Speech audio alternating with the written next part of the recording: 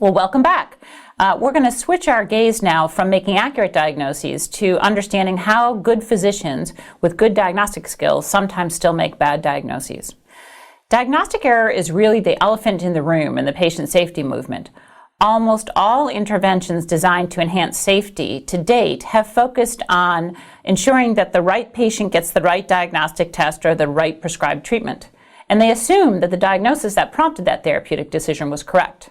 And that's why they focus on things like barcoding, which help identify the correct patient, and checklists to make sure that once you know the patient has sepsis, you do everything indicated for sepsis.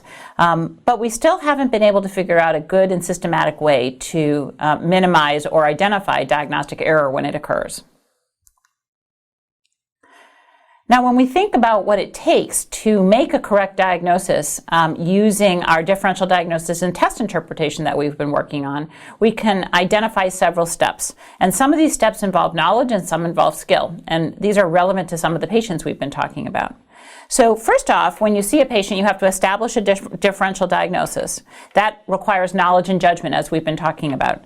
Secondly, you have to choose the correct diagnostic test for the particular disease that you're considering. Again, a knowledge-based decision. Then you have to be able to perform the test correctly. And this isn't always the case. For instance, some tests, we just order the test and it goes to the lab and they do the test. But other tests, like the Epley maneuver for benign positional vertigo, the physician themselves has to do the test. And so we have to make sure that you have the skill to do the test correctly. And then finally, once you get test results, you have to understand what it means. And we've been talking about that in terms of knowing how to estimate what the pretest probability is, and then move from the pretest probability with the test result to a post-test probability.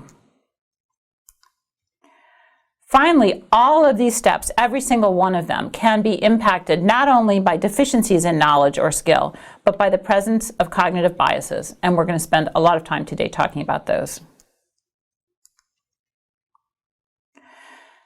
So just from a high-level view, there are a couple of broad categories of diagnostic error.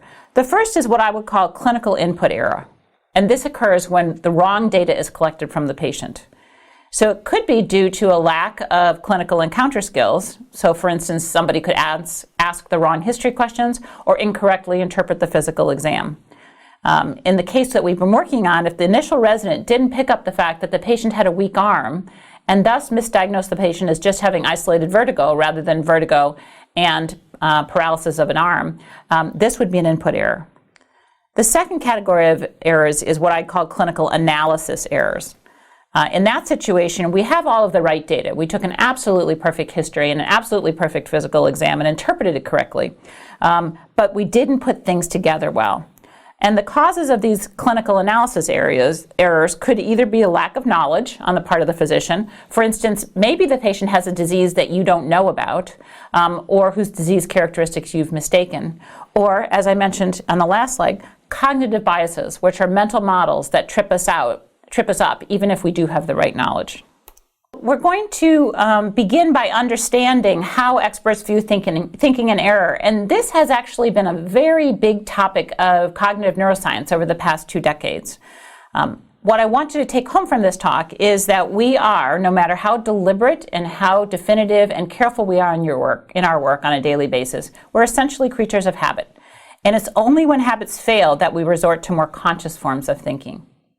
Now, a recent popular book, Thinking Fast and Slow by Daniel Kahneman, talked about the contrast between System 1 thinking, which is fast, intuitive, and effective, and System 2 thinking, which is slow, deliberate, and taxing. And we find, in fact, that we spend much of our day in System 1 thinking, where we're instinctively making decisions about the data that's put in front of us. And in fact, we need to do so in order to navigate the very busy world that we live in, where we're constantly being bombarded by data and questions and decisions we have to make. But sometimes when things go awry, we have to slow down and engage in what's known as System 2 thinking. Now, if you think back to our original conversation, Module 2, about how experts make decisions, there's some parallel thinking here. And that is, experts tend to focus on a strategy of problem solving known as pattern recognition. That is, in essence, a physician's manifestation of System 1 thinking. It's fast, it's intuitive, and it's effective and generally accurate. At the other end of the spectrum, very slow, deliberate, and taxing is the hypothesis testing. And somewhere in the middle is our friend, forward thinking. Now, James Reason, who's written extensively about human error, is a British neuroscientist, and he calls System 1 thinking and processing skill-based activity. Now, skill-based activity, as we mentioned, is intuitive, automatic, and largely subconscious. And it's used for anything that we do frequently and regularly. We will develop an ability to do it in skill-based activity or in System 1 thinking. Think about yourself driving a car. Many of us have had the experience of getting into our car at the end of the day from work, getting home about 45 minutes later, and having no understanding of what happened in that 45 minutes. It was as if we were driving unconsciously. Well, we were certainly conscious. It's just we were on automatic pilot. And in an environment where we're used to driving, that's going to work very well. And we'll contrast that in a minute to the first time you drove a car, because I suspect the two activities don't really resemble each other very much at all, the novice driving a car and the experts driving a car. Now, it turns out, just as we've talked about in the way experts store information in the form of illness scripts for medical decision-making, that System 1 thinking and skill-based activity relies on this concept known as a schema.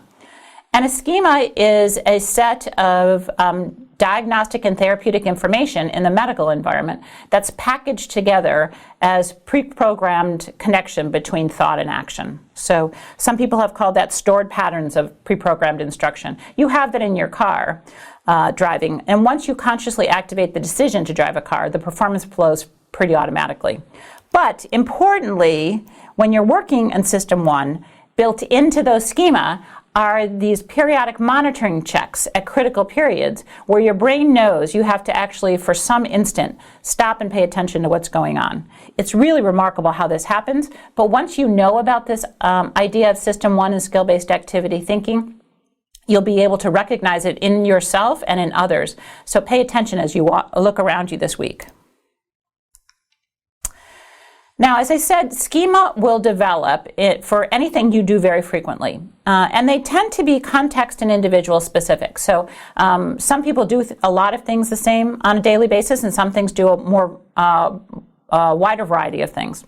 But for example, there are procedural schemas. So a surgical chief resident who does literally dozens of central lines every month is generally operating under schematic control when they're putting in a central line. They can do it effortlessly, almost without thinking, and work through all of the steps of that checklist that might be relevant.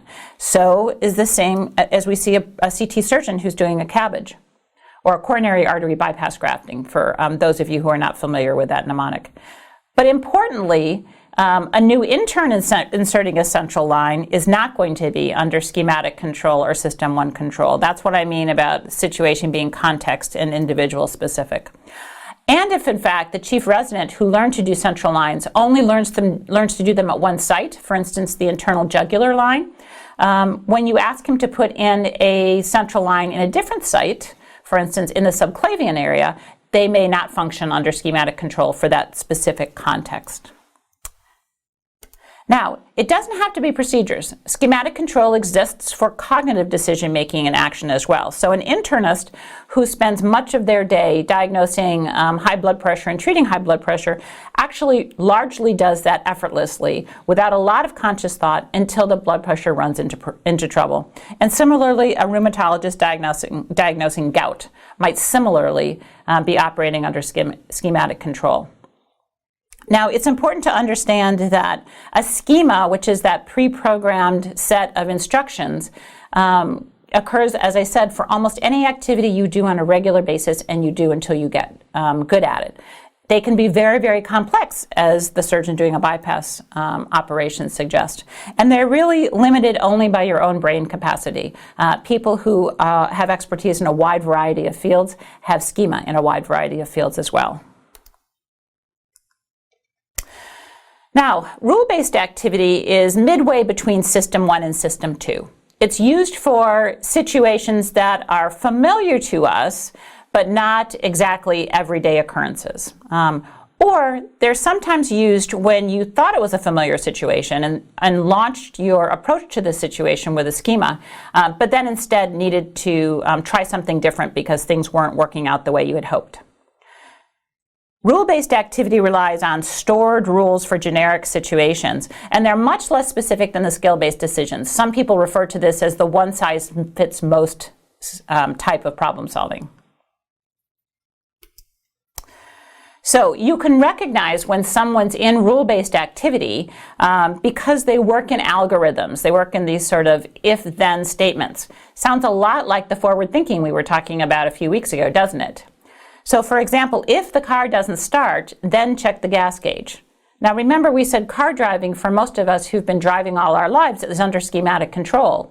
This is an example where you choose a schema, you go out to start your car. If it doesn't start, you have to switch into another form of problem solving, something that's familiar but not common, like checking to see if the battery is dead or if the gas gauge shows no gas. The same can happen in very complex situations. An internist diagnosing essential hypertension and treating essential hypertension will be functioning under schematic control until it's apparent that the schema for a particular patient isn't working. And then they use these if-then rule statements. So if the blood pressure doesn't respond to 3 drugs, then maybe it's not essential hypertension. You should search for a secondary cause. Or if instead I'm an infectious disease expert and I think the patient's on the right antibiotics because of my diagnosis, then I'd say if the patient remains febrile despite those antibiotics, then I should look for an abscess. So again, rules-based activity, algorithmic thinking, if-then statements, one size fits most, not one size fits all. Now, the most deliberate form of problem solving we mentioned in the differential diagnosis world is hypothesis testing, where you have to work systematically through long lines of differential diagnosis in order to get to the right diagnosis. And similarly, knowledge-based activity is as conscious, as deliberate, as rational as that hypothesis testing. And it's typically used in novel situations or ultimate problem-solving failures. So an ultimate problem-solving failure, for instance, the internist managing hypertension, they used their generic schema. They didn't work, so they tried the if-then approach to rule-based activity. And if the patient still has high blood pressure, they might sort of reflect back on a more maybe physiologic approach to this patient's blood pressure problem, because the typical forms of problem solving that have stood them well for all other patients aren't working. System 2, or knowledge-based activity, relies upon this conscious synthetic problem solving, and it requires people to simultaneously access, process, and apply stored knowledge to the situation at hand. So while you're taking information from the patient, you're thinking about it, and you're trying to actively pull things out of your brain in order to help solve this very complex or difficult problem. And it requires really constant attention and frequent rules checks. And because this constant attention is so important to carrying out this type of activity, this form of problem solving, system 2 or knowledge-based activity, is very challenging, intellectually taxing and really unsustainable for a long period of time. You just simply can't keep your attention as focused as you need to. So let's give some examples of knowledge-based activity. And you generally know you're dealing with knowledge-based activity because when you see somebody engaging in this type of problem solving or procedural activity, they're not very fluid in their activities. They're very jerky, and it's almost as if each step requires them to stop and think, even for a microsecond, before they proceed down the right path. Recall your first driving experience. Now we know you can get in the car and almost subconsciously get home, but that first driving experience, I suspect, was pretty jerky as you were driving around the neighborhood trying to remember, when do I put my foot on the brake, when do I put it on the accelerator, when do I shift, how about the turn signals, what if it starts to rain? I suspect a lot of you can relate to that. The same is true in medicine. The first central line takes hours because you have to keep going back to the checklist. Even the first history and physical, we see medical students, of course, struggling through that and spending hours looking through a list and going back and forth to the patient with questions they've forgotten. And And the initial diagnostic quest for a new patient for novices often is an example of knowledge-based activity, and they may revert to that old hypothesis testing we talked about a few weeks ago. But even experts in a field will resort to knowledge-based activity or hypothesis testing when they're faced with a problem that just isn't able to be solved in more automatic activities like skill-based or rule-based activities. So the patient who doesn't get well. So if there's a patient I'm working with and I really thought I knew what was going on, but in fact they're not getting better with the treatment that's appropriate for that diagnosis, I may actually spend a little bit more time thinking what might be going wrong here in order to make a better diagnosis. What this slide reflects is the differences in the way experts, intermediates, and novices approach different problem-solving strategies in the problems that they tackle on a daily basis. Of course, this course is about clinical problem-solving, but these concepts are very relevant to any type of problem-solving that you'll engage in your daily life. And what we see from the literature is that experts spend a lot more time in System 1 thinking, and novices spend a lot more time in System 2 thinking.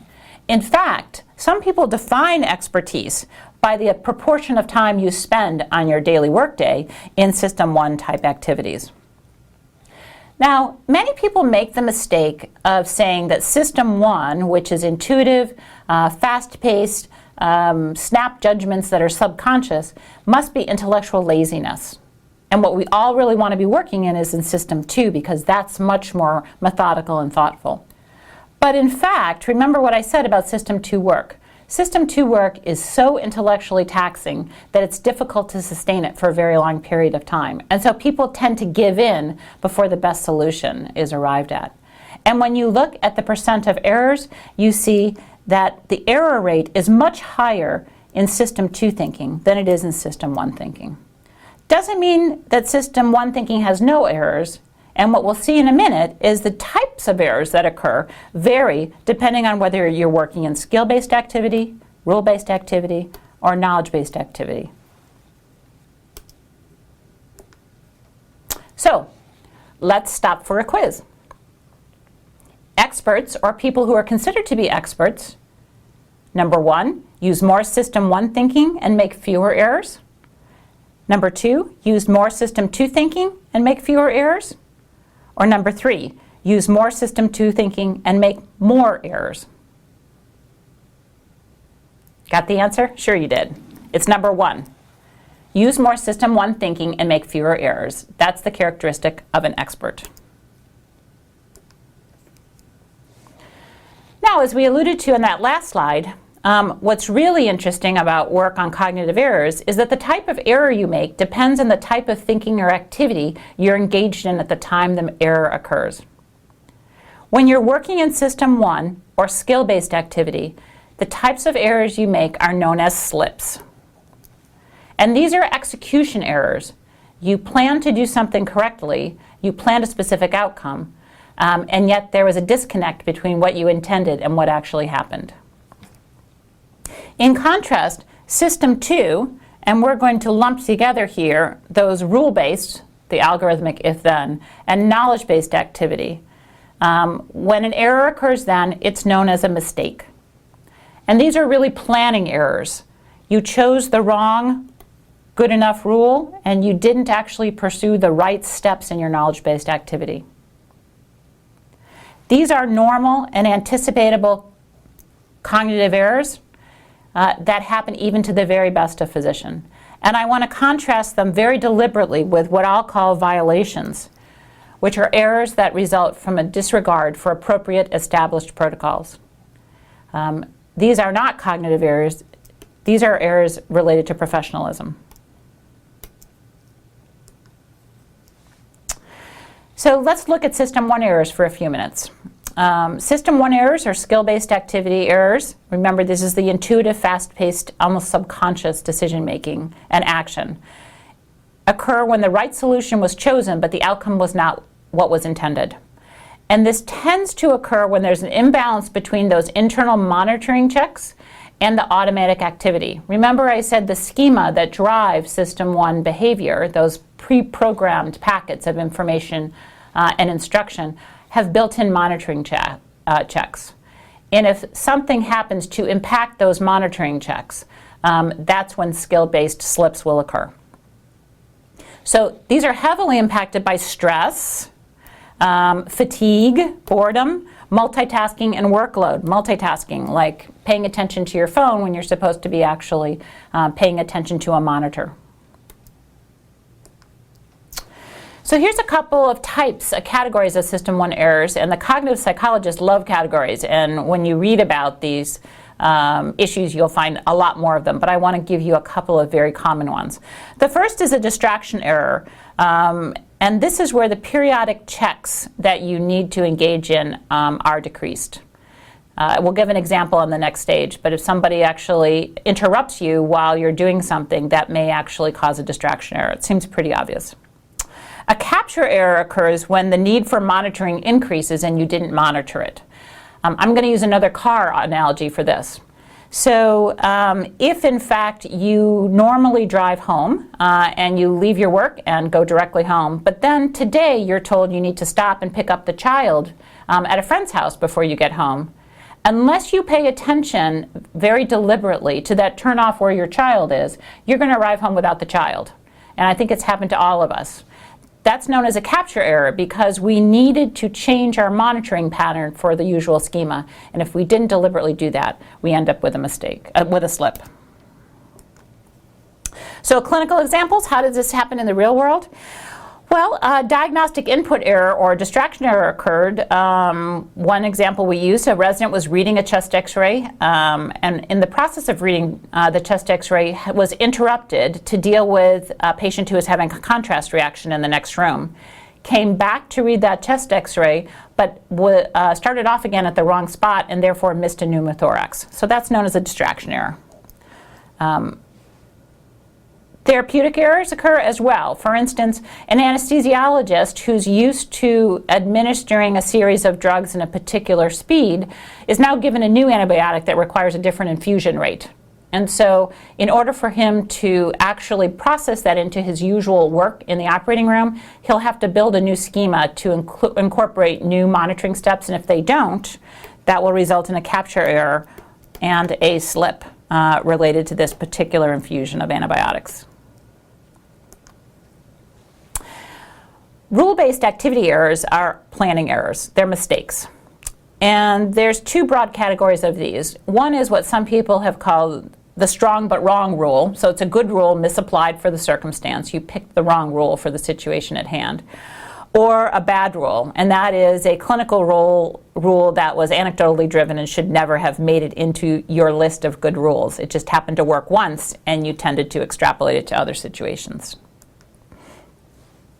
So here's an example from the clinical realm, and those of you who haven't quite gotten to this stage in your career, I'll tell you that esmolol is a powerful beta blocker that can be given through the vein for a high heart rate or a tachycardia.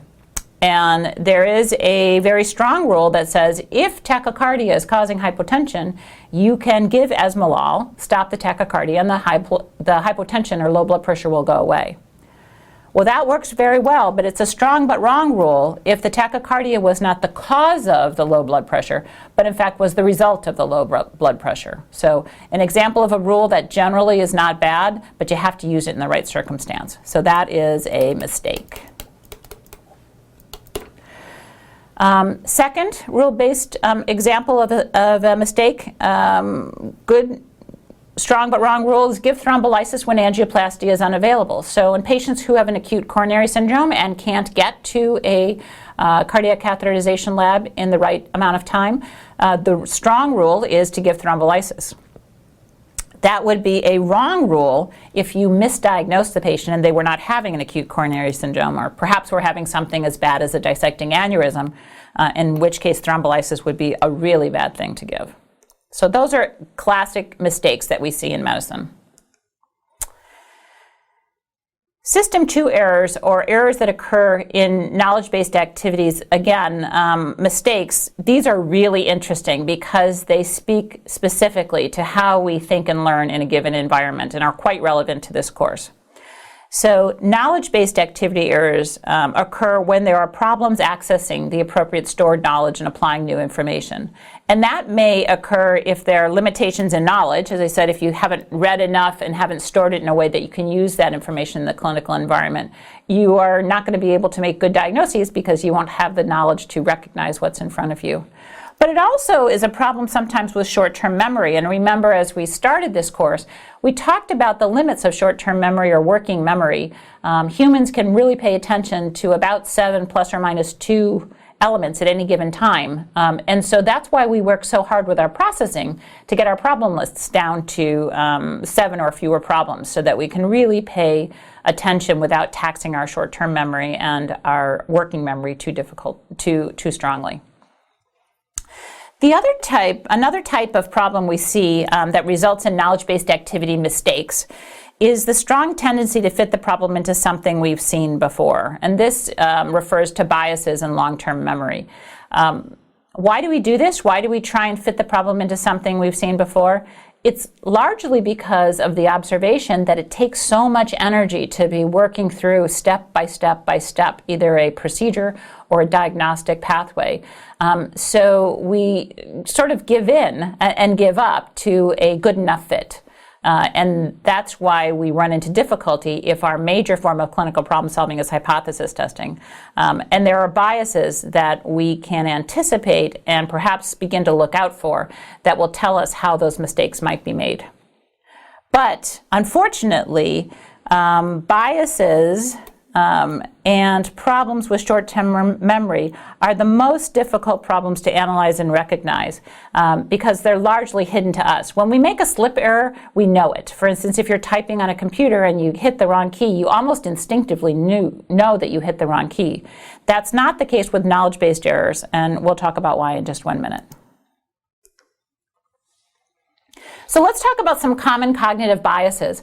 And there's a gentleman named Pat Crosscarry, who's an emergency medicine physician who's written dozens of articles about cognitive biases or mental models that trip people up and make diagnostic errors. The first bias is known as the availability heuristic. And we used heuristic a couple of weeks ago to refer to a rule of thumb when we were talking about our evidence-based medicine heuristic, using that likelihood ruler to estimate the impact of a test on a differential diagnosis. Do you remember that? Good.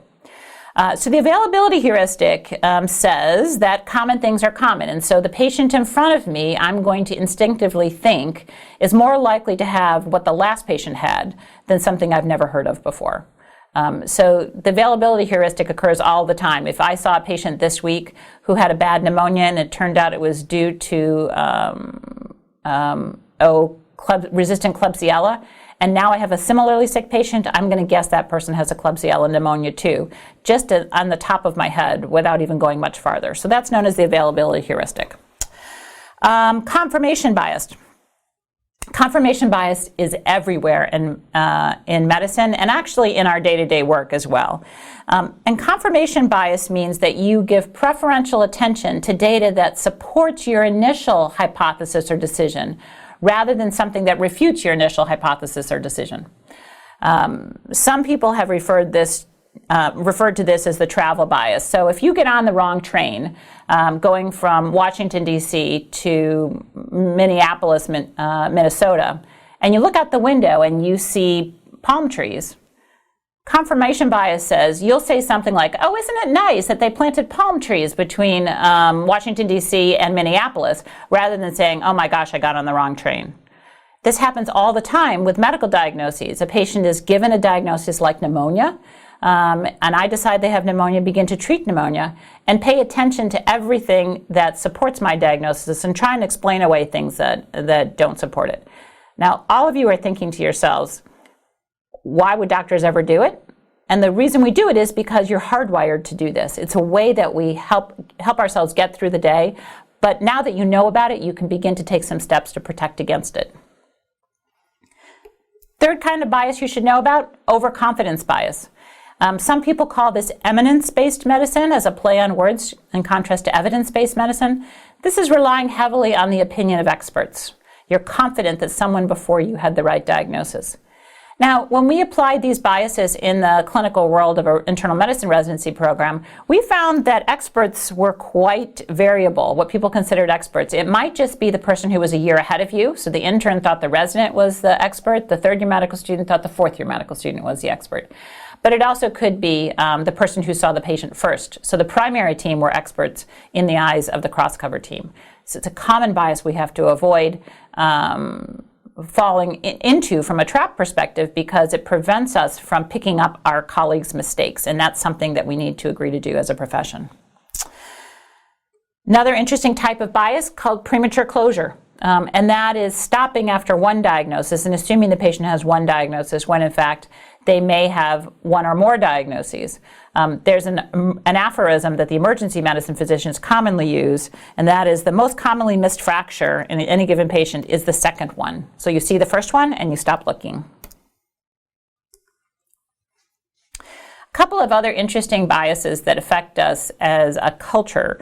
One is fundamental attribution error, and that's the tendency to identify the patient as the cause of his or her illness. Patients sometimes help us with this. You know, they come in with mid-thoracic back pain and they say, oh, it must be because I lifted something wrong. When in fact, in your mind, you sort of know, you can't really strain your mid-back. Something else must be going on.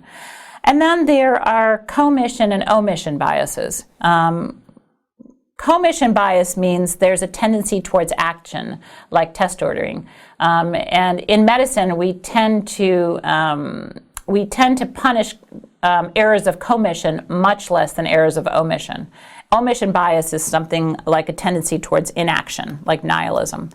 And both of these may occur on an individual basis. So I've just given you a sample of some different types of biases. As I said, there's literally dozens of them, and I bet in your mind you can think of some other ones that might be affecting you on a daily basis. But I want to emphasize that biases are not always bad. These mental models help us get through the day, and the reason they're biases is that they've worked at some point in time for us.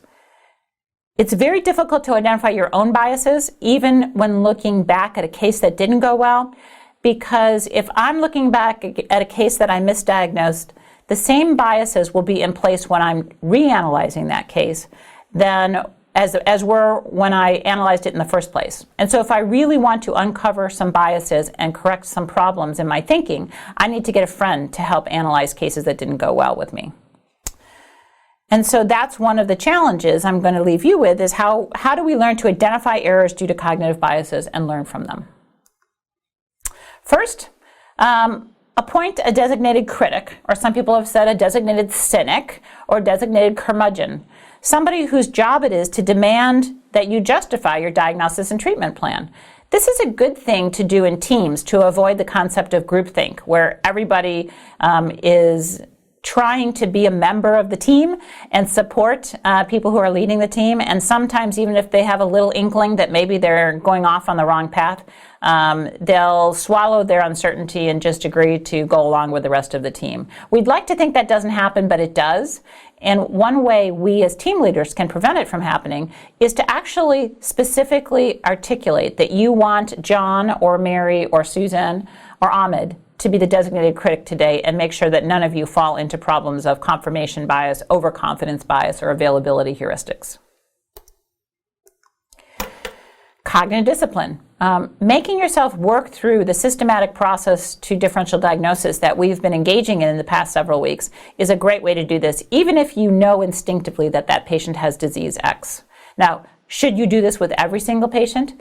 Well, if you did that, you'd be constantly working in System 2, and you probably wouldn't be able to get through your day.